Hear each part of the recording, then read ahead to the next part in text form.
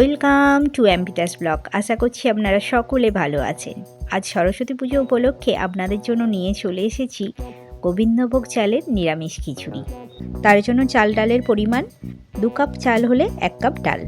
ডালটা শুকনো কড়াই নেড়ে নিয়ে সুগন্ধ বেরোতেই ধুয়ে নিলাম। আর চালটা কিছুক্ষণ ধুয়ে ভিজিয়ে রেখেছিলাম।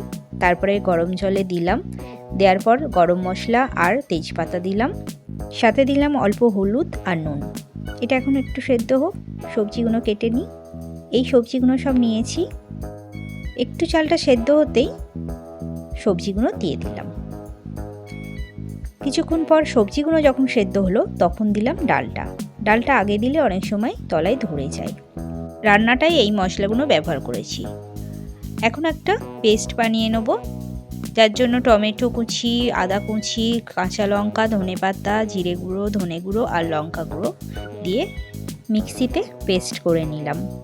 এই রান্নাটা আমি পুরোপুরি তেল ছাড়াই করছি অ্যামোয়ে কুইনে, তাই তেল না দিয়েই ফোড়ন দিয়ে দিলাম তেজপাতা, শুকনো লঙ্কা, গোটা গরম মশলা, গোটা জিরে আর পাঁচফোড়ন। তারপরে দিলাম ক্যাপসিকাম কুচোটা, সেটা কিছুক্ষণ নাড়ার পর দিয়ে দিলাম বাটা মশলাটা।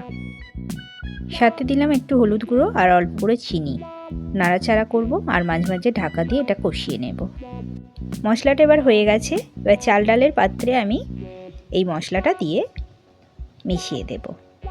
আরও কিছুক্ষণ রান্না হওয়ার পর লাস্টে গরম মশলা, ঘি আর ধনেপাতা ছড়িয়ে ঢাকা দিয়ে খানিকটা পরে গ্যাসটাকে বন্ধ করে দিলেই রেডি হয়ে গেল। কেমন হয়েছে অবশ্যই জানাবেন।